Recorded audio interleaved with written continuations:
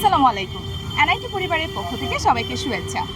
আজ আমরা চলে এসেছি ফতেহাবাদ আদর্শ বহুমুখী উচ্চ বিদ্যালয়ে। আজকের এই বিশেষ পর্বে আমরা জানব এসএসসি পরীক্ষার্থীদের পরীক্ষার পরবর্তী স্কিল ডেভেলপমেন্ট নিয়ে প্ল্যান এবং শুনবো অভিভাবকদের কথাও। আচ্ছা, পরীক্ষা কেমন হয়েছে? ভালো। কি পরীক্ষা ছিল?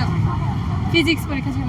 আচ্ছা, পরীক্ষা তো প্রায় শেষ। এরপর কি প্ল্যান করছো বা কি ভাবছো? কোনো একটা কম্পিউটার কোর্সে ভর্তি হবো, ওরকম একটা ভাবতেছি। Computer course English. আমার ডিপ্লোমা করব, আমি হয়তো বিদেশ। আমি চাই প্র্যাকটিক্যালি কিছু শিখে সবার থেকে এগিয়ে থাকতে। আমি আইলস করব, তারপর পাশাপাশি ফ্রিল্যান্সিং শেখার চেষ্টা করতেছি। স্কিল ডেভেলপমেন্ট করতে পারলে আমি ক্যারিয়ার নিয়ে অবশ্যই এগিয়ে যেতে পারবো। এসএসসির পর প্ল্যানিং, আমি যেহেতু ক্রাফটিং, ওই আঁকা এগুলো বেশি পছন্দ করি। আমার ফ্যাশন ডিজাইনার হওয়ার ইচ্ছা আছে। আমার আসলে এসি ইউনিট কাজ করার ইচ্ছা আছে, এসি এক্সপার্ট হওয়ার।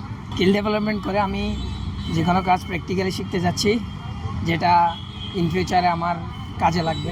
ধরেন পলিটেকনিক, ধরেন সেখানে যদি অ্যাডমিশন নিই তাহলে পড়ালেখার পাশাপাশি আমি নিজেকেও একটু তৈরি করতে পারবো, সেটেল করতে পারবো ভবিষ্যতে। আমি এমনি চাচ্ছি কম্পিউটার শেখাবো, ওইটা চাচ্ছি। আমি তো মনে করছি ও এসএসসি পরীক্ষা প্রায় 2 মাস সময় পাবে। ওই সময়টা তো কম্পিউটার কোর্স করে ওকে কম্পিউটারের উপর প্রযুক্তির বিষয়ের উপর দক্ষতা অর্জন করার জন্য ওকে কম্পিউটার কোর্সে ভর্তি করার ইচ্ছে আছে আর কি। আপনি কি জানেন যে এনআইটি এরকম একটা সুযোগ রেখেছে যে যেখানে হচ্ছে যে এসএসসির পরপরই শিক্ষার্থীরা চাইলে বিভিন্ন রকম কোর্স করতে পারছে, সেটা কম্পিউটার, ইলেকট্রিক্যাল, এই ধরনের কোর্সগুলো করে থাকে। এটা সম্পর্কে আপনি কীভাবে ভাবছেন?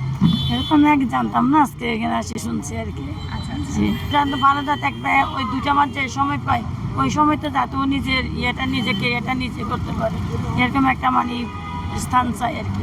এই উদ্যোগটাকে আমি সাধুবাদ জানাই।